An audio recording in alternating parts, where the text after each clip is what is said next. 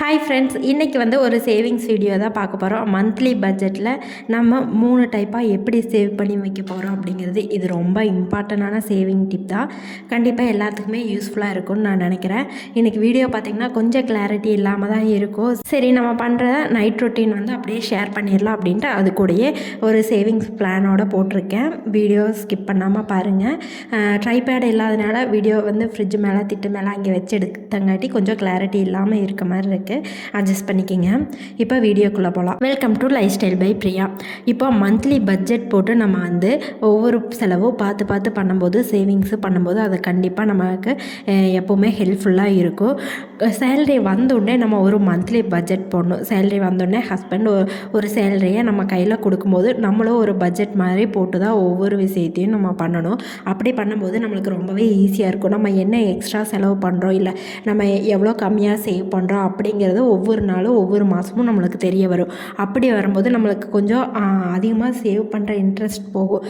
இன்றைக்கி ஒரு 2000 சேவ் பண்ணிட்டோம் இந்த மாதம் அப்படின்னா, அடுத்த மாதம் இதை விட எவ்வளோ அதிகமாக சேவ் பண்ண முடியும், எந்தெந்த செலவையெல்லாம் குறைச்சிக்கலாம், நமக்கு தேவையில்லாத செலவு எது அப்படிங்கிறதெல்லாம் இந்த மந்த்லி பட்ஜெட் போடுற மூலிமா நம்மளுக்கு வரும் கண்டிப்பாக இந்த ஐடியாஸ் எல்லாம்.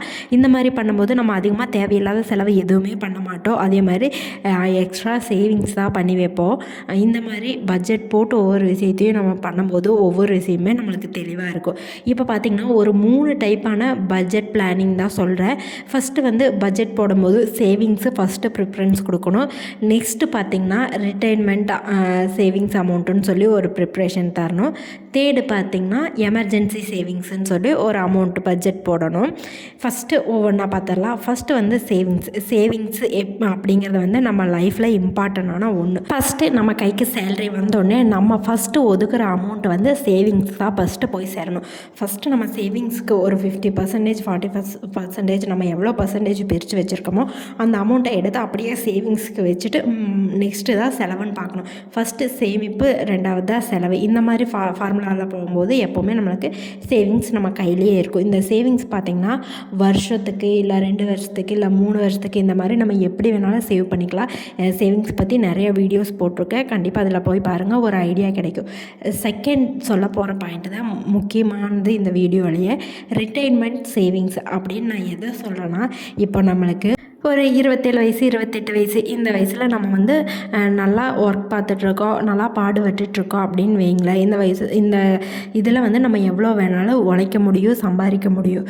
இதே நம்மளுக்கு ஒரு 60 வயசு, 65 வயசு ஆகும்போது நம்மளால் முடியல, இது நம்ம வீட்டில் இருக்க போகிறோம், எந்த வேலைக்கு போக முடியாது அப்படிங்கிற சுச்சுவேஷன் வரும்போது நம்ம கையில் சேவிங்ஸாக என்ன இருக்க போகுது, நம்ம அதை ஃபஸ்ட்டே திங்க் பண்ணணும். இந்த மாதிரி நம்ம உழைச்சிட்டு இருக்கும்போதே பார்த்திங்கன்னா, ஒர்க் போயிட்டுருக்கும்போதே 26 வயசு, 28 வயசுலேருந்தே ரிட்டைர்மெண்ட் சேவிங்ஸுன்னு நம்ம ஒன்று பண்ணால் மட்டும்தான் நம்ம 60, 65 வயசு அப்படி இருக்கும்போது நம்ம ஒரு செட்டில்டாக உட்கார முடியும் ஒரு இடத்துல. நம்மக்கிட்ட வேலைக்கு போகலைன்னா கூட நம்மளுக்கு ஒரு அமௌண்ட் இருக்குது, நம்ம வீட்டில் உட்காந்து சாப்பிட முடியும், நம்மளுக்கு தேவையானது எல்லாமே நம்மளே பார்த்துக்க முடியும். நம்ம குழந்தைகளையோ மற்றவங்களை யாரையும் நம்ம டிபெண்ட் பண்ணி இருக்கக்கூடாது. அப்படி நம்ம நினைக்கணும். அப்படி நம்ம இருக்கணும்னா இப்போ இருந்தே அதுக்கான சேவிங்ஸை ஸ்டார்ட் பண்ணிட்டு வரணும். அதான் ரிட்டைர்மெண்ட் சேவிங்ஸ். இப்போ இருந்தே எந்த விதத்துலையெல்லாம் நம்மளுக்கு தனியாக சேவ் பண்ண முடியுமோ, ஒரு மாதம் 2000 ரூபா போதுங்க. மாதம் 2000 ரூபா நம்மளுக்கான சேவிங்ஸாக ஒதுக்கணும். நம்ம ஹஸ்பண்டுக்கான சேவிங்ஸ், நம்ம பேரில், நம்ம ஹஸ்பண்ட் பேரில் மாதம் ஒரு 2000 ரூபா தனியாக சேவ் பண்ணிட்டு வாங்க. அது கண்டிப்பாக உங்களுக்கு 60, 65 வயசு ஆகும்போது நம்ம கையில் ஒரு பெரிய தொகையாக நிற்கும். அப்போ 60, 65 வயசில் அப்படிங்கும்போது நம்மளை யாரையுமே நம்ம பார்த்துக்க வேண்டியதில்லை. நம்மளை பார்த்துக்கலாம். நம்ம கையில் ஒரு சேவிங்ஸ் இருக்குது, நம்ம யாரையும் நம்பி இருக்க வேண்டாம் அப்படிங்கிற ஒரு தைரியம் நம்மக்கிட்ட இருந்துகிட்டே இருக்கும். அதனால ரிட்டைர்மெண்ட் அமௌண்ட்டுங்கிறது இம்பார்ட்டண்டான ஒரு விஷயந்தான். அதனால எல்லாருமே இந்த சேவிங்ஸ் மந்த்லி ஒரு 1000 ரூபாய் எடுத்தாவது சேவ் பண்ணி வைங்க.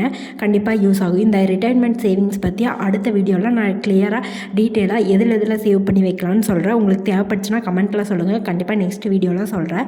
அடுத்தது 3வது பார்த்திங்கன்னா எமர்ஜென்சி சேவிங்ஸ். இந்த எமர்ஜென்சி சேவிங்ஸ் கண்டிப்பாக எப்போவுமே ஹெல்ப்ஃபுல்லாக இருக்கும். நான் சொல்கிற மாதிரி தான் எப்போவுமே ஒரு 10% இல்லைனா ஒரு 20% அட்லீஸ்ட் ஒரு 500 ரூபாயாவது எடுத்து நம்ம மாதம் மாதம் எமர்ஜென்சி சேவிங்ஸ்ன்னு வைக்கணுங்க.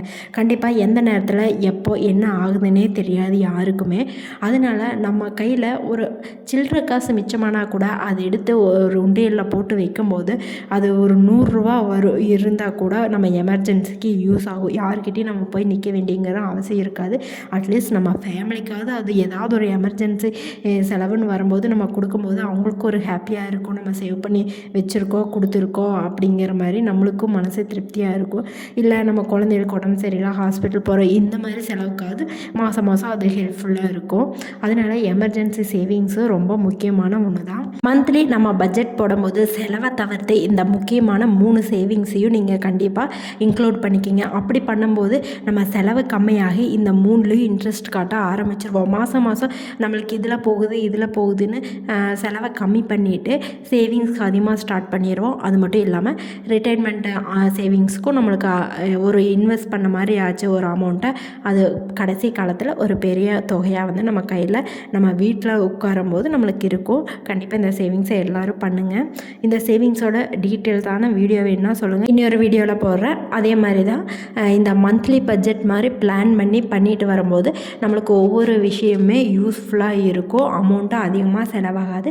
நம்ம சேமிக்கிற சைடுக்கு தான் போகும். இந்த வீடியோ ரொம்ப சிம்பிளாக தான் இருக்கும். சேவிங்ஸ் பற்றி இருக்கும், மோட்டிவேஷ்னலாகவும் இருக்கும். கண்டிப்பாக இது எல்லாத்துக்கும் யூஸ்ஃபுல்லாக இருக்கும்னு நான் நம்புகிறேன். இந்த வீடியோ உங்களுக்கு பிடிச்சிருந்தா லைக் பண்ணுங்கள். இப்போ வரைக்கும் நம்ம சேனலை சப்ஸ்கிரைப் பண்ணாமல் பார்த்துட்டு இருந்தீங்கன்னா சப்ஸ்கிரைப் பண்ணிக்கிங்க. பாய் பாய். தேங்க்யூ ஃபார் வாட்சிங்.